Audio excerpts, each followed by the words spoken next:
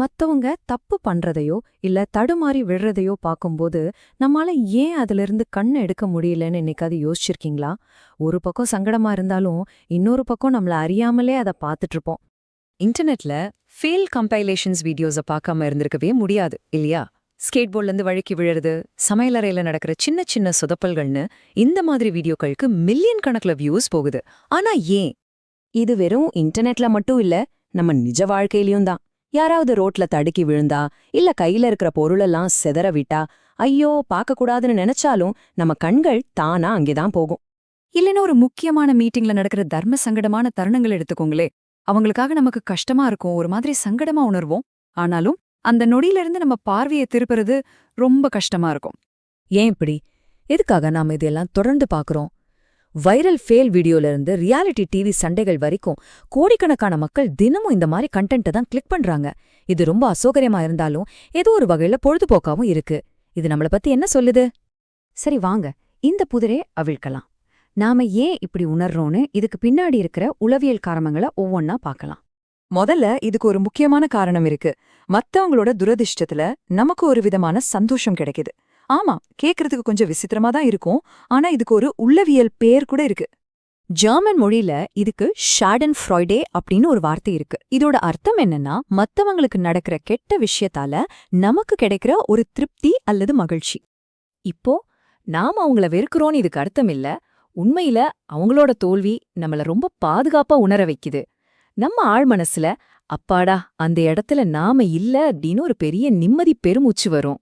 ரெண்டாவது காரணம் இன்னும் கொஞ்சம் ஆழமானது. மத்தவங்களோட தோல்வி நமக்கே ஒரு ஊக்கத்தை கொடுக்குது. ஆச்சரியமா இருக்குல்ல? ஆமா, இது நம்ம சுயமரியாதைய மறைமுகமா உயர்த்துது. இத பாருங்களேன், நம்ம மூளை என்ன பண்ணுதுன்னா தானாவே ஒரு ஒப்பீடு செய்ய ஆரம்பிக்குது. ஒரு பக்கம் அவங்க பண்ண தப்பு, இன்னொரு பக்கம் நாம பாதுகாப்பா இருக்கிற நிலைமை. அந்த ஒரு கணத்துல நாம அவங்கள விட திறமையானவங்க மாதிரியும் சூழ்நிலையை நம்ம கட்டுப்பாட்டுல வச்சிருக்கிற மாதிரியும் ஒரு உணர்வு வரும். இது இரக்கமின்மை இல்ல, இது ஒரு இயல்பான ஒப்பீட்டு உணர்வு. அது மட்டுமல்ல, மத்தவங்க தோத்து போறத பாக்கும்போது தோல்விய பத்தின நம்ம பயம் குறையுது. எல்லாரும் தான் தப்பு பண்றாங்க, அப்ப நாம பண்ணா என்ன தப்பு அப்படின்னு நம்ம மூளைக்கு ஒரு சிக்னல் போகுது. இந்த வீடியோக்கள் ஒரு பக்கம் சங்கடமா இருந்தாலும் இன்னொரு பக்கம் ஆறுதலையும் கொடுக்குது. அதாவது பெர்ஃபெக்ட்டா இருக்கணும்னு அவசியம் இல்ல, தப்பு பண்றது மனுஷ இயல்புதான்னு நமக்கு ஞாபகப்படுத்துது. மூணாவது காரணம் ஒரு ரோலர் கோஸ்டர் சவாரி மாதிரி. நமக்கு எந்த ஆபத்தும் இல்லைன்னு நல்லா தெரியும், ஆனாலும் அந்த சிலிர்ப்பை நாம அனுபவிக்க விரும்புவோம் இல்லையா? அது மாதிரிதான். ஸ்கிரீன்ல ஒரு தோல்விய பாக்குறது ரொம்ப பாதுகாப்பானது. நம்ம முதல்ல அதிர்ச்சி, அப்புறம் ஒரு பதட்டம், கடைசியா நிம்மதின்னு பல உணர்ச்சிகளை அனுபவிப்போம். ஆனா நமக்கு எந்த உண்மையான ஆபத்தும் இல்ல. இது ஒரு எமோஷனல் பிராக்டிஸ் மோட் மாதிரி. எந்த விலையும் கொடுக்காம நம்ம மூளை இந்த மாதிரி வலுவான உணர்ச்சிகளை ரசிக்குது. இது எல்லாத்தையும் இன்டர்நெட் அல்காரிதம்ஸ் இன்னும் பெருசாக்குது. இந்த ஸ்லைட பாருங்க.